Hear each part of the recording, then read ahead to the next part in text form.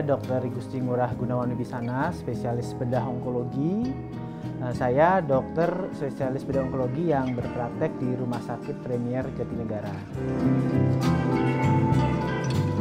Jadi pada payudara bisa terjadi yang kita sebut tumor atau kanker.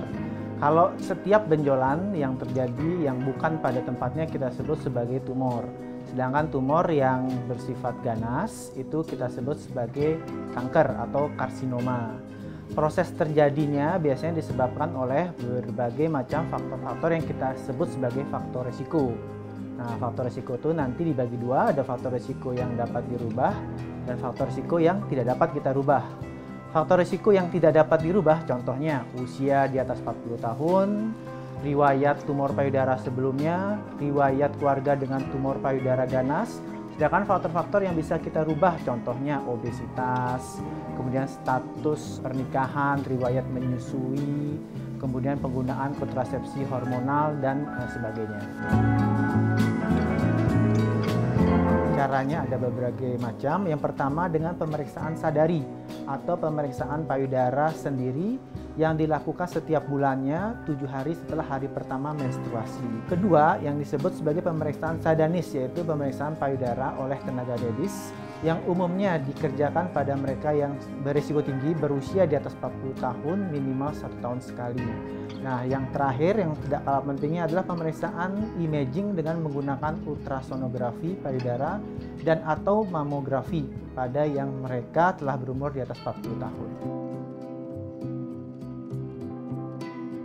Cara menentukan ada di mana saat ini stadium itu ditentukan dari 3 faktor, yaitu faktor tumornya sendiri, kemudian faktor apakah telah terjadi penyebaran ke kelenjar getah bening regional di daerah aksila dan di supraklavikula dan infraklavikula, serta ada tidaknya penyebaran ke organ-organ jauh, yaitu ke paru, ke hati, tulang, dan otak. Jadi pada stadium awal, kanker payudara itu bisa tidak memberikan gejala yang khas. Gejala yang paling sering membuat pasien itu datang adalah benjolan, dan yang kedua adalah keluar cairan dari puting susu yang berwarna kemerahan.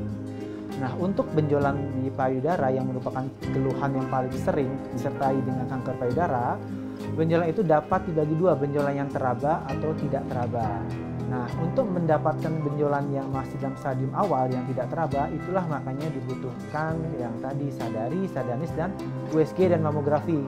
Jadi kita bisa menemukan tumor itu sekecil-kecilnya sehingga angka kesembuhan akan jauh lebih tinggi pada saat diberikan terapi yang sesuai. Kanker payudara memiliki predileksi usia karena kanker payudara ini adalah kanker yang sangat dipengaruhi oleh hormon estrogen. Jadi umumnya pasti pada wanita-wanita yang telah terpajan dengan estrogen dalam jangka waktu cukup lama, sehingga predileksinya paling tinggi di usia-usia 40 tahun ke atas hingga 50-60 tahun kemudian menurun kembali. Angka kejadiannya lebih jarang pada usia-usia muda, namun jika terjadi pada usia-usia muda, umumnya kanker payudara ini akan bersifat lebih agresif.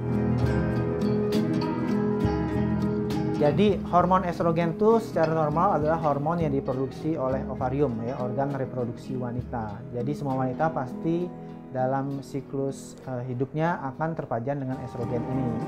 Nah, ada juga sumber-sumber estrogen dari luar, yaitu contohnya misalkan kontrasepsi hormonal atau misalkan obat golongan steroid yang sering mengandung komponen yang mirip dengan estrogen, atau pada makanan-makanan yang dicampur atau disuntikan obat-obat atau steroid, misalkan contohnya junk food supaya makanan atau ayamnya tambah gemuk dengan steroid. Nah, itu faktor-faktor estrogen yang berasal dari luar.